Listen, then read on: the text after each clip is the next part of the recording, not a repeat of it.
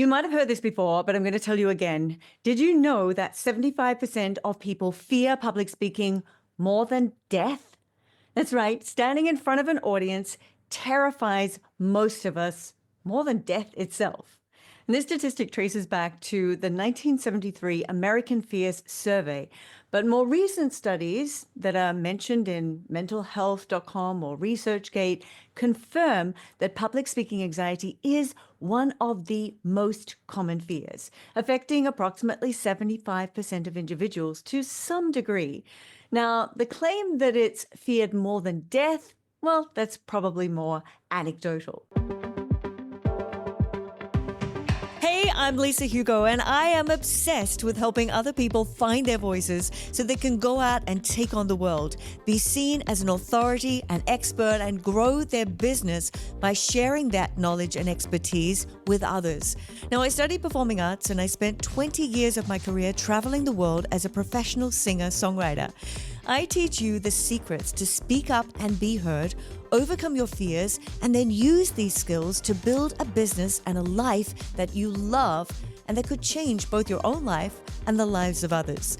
This is your one-stop shop for all things that are going to help you to build a life on your terms. This is Impact Through Voice.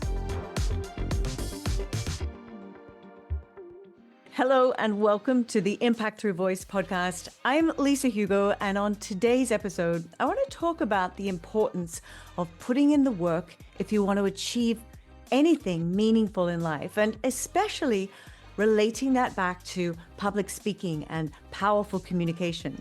I'm going to be sharing a fabulous 5-step strategy to improve your speaking skills on your own without anything other than your mobile phone or your computer. We live in a world of instant gratification. We want results now. We want success overnight. We scroll through social media and we see people seemingly achieving greatness with absolute ease. But what we don't see is what's beneath the surface. Think about an iceberg for a moment. What we see above the waterline is just the tip, that small, glistening peak of ice. But beneath the surface lies the massive body of the iceberg, the foundation that supports everything that's visible above.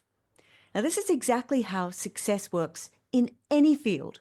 What people see is the polished presentation, the confident speaker commanding the room, the standing ovation. What they don't see are the hours of practice, the failed attempts, the voice exercises people do in the car, the recordings reviewed and critiqued, the coaching sessions, and yes, even the tears of frustration.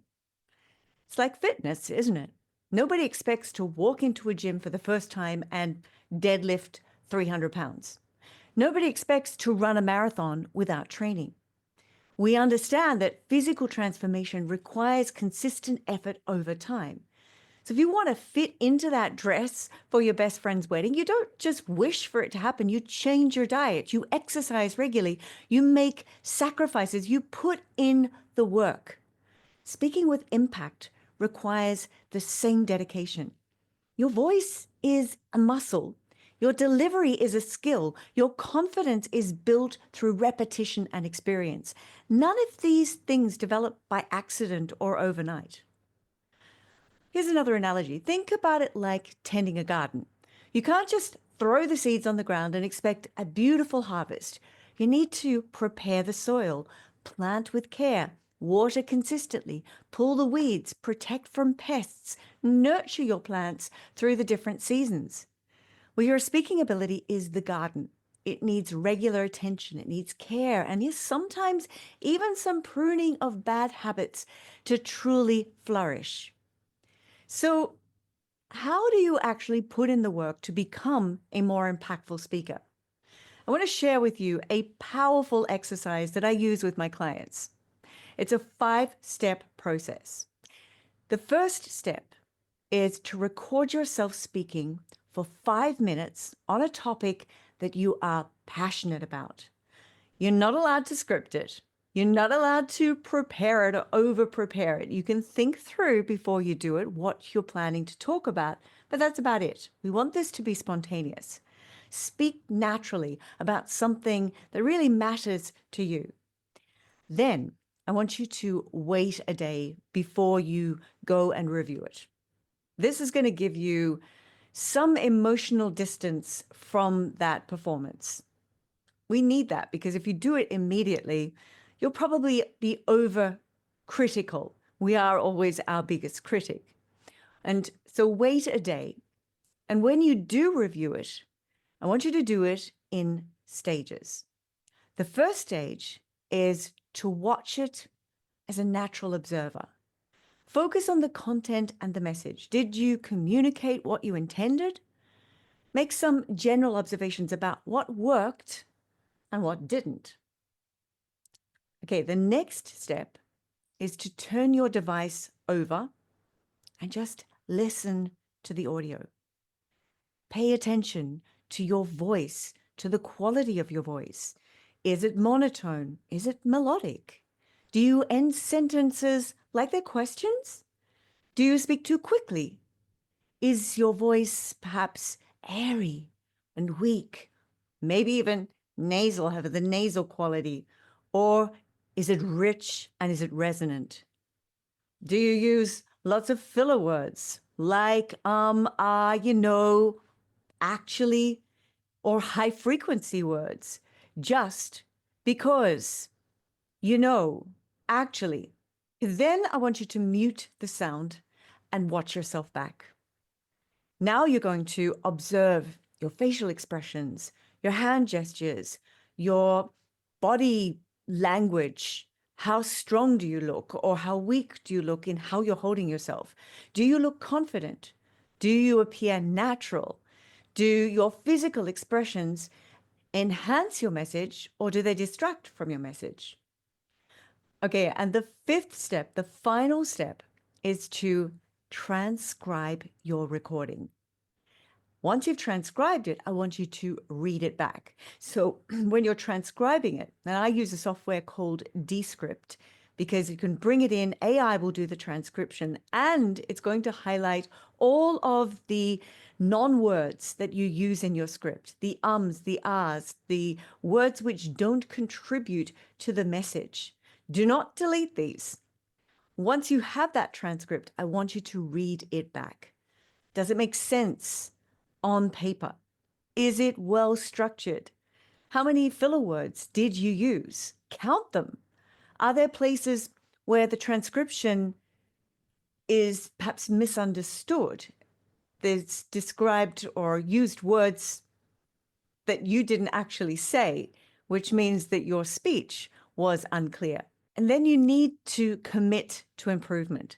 This whole process isn't a one-time thing. It's something that you should commit to on a regular basis. Each time that you do it, I want you to make notes about what you need to improve and then focus on those areas before the next recording. It's like learning to play any instrument. The first time you pick up a guitar, you don't expect to play like Jimi Hendrix. You practice the basics. You build calluses on your fingers. You learn the chords, you learn the transitions, and gradually, with consistent practice, you get better, you improve. Now, sometimes, despite our best efforts, we need guidance. So if you're struggling to identify your areas for improvement or to make changes, you need to reach out to somebody who can help you.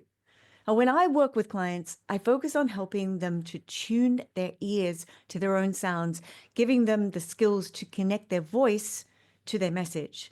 I teach them how to use their voice, their body language, their facial expressions, and to tell compelling stories that resonate with audiences. And then you have to break conformity. A friend once told me that you should speak to your audience as if they're 5-year-old kids, not dumbing down your content. I don't mean that. Don't make it, like you're talking to somebody who's stupid, but keeping it very simple and keeping it animated, just like you would when you're reading a bedtime story. I mean, think about how you'd use different character voices to bring the story to life if you're reading to a young child. Well, why should speaking to adults be any different? The problem is that we conform. We don't want to stand out. We fear judgment. But this mentality is exactly what holds us back. I saw a video recently of a music festival where one person started dancing in what looked like a crazy, crazy way. And everybody was staring at that person, thinking he was nuts, until another person joined in. And then they got more curious. But then a few more people joined. And then within just a few minutes, the entire crowd was dancing like the crazy person that they had thought was crazy, but they just all started to become free and enjoy themselves and let themselves go instead of holding themselves back from something that they probably really wanted to do. Someone always has to be the first. Somebody has to lead. Why not you? But one of the things which is holding you back is the fear. And the number one reason that people don't pursue their dreams is because of fear. Fear of change, fear of discomfort, fear of the unknown, fear of failure, fear of judgment. And that's why people stay in the same place their entire lives, despite having dreams and aspirations.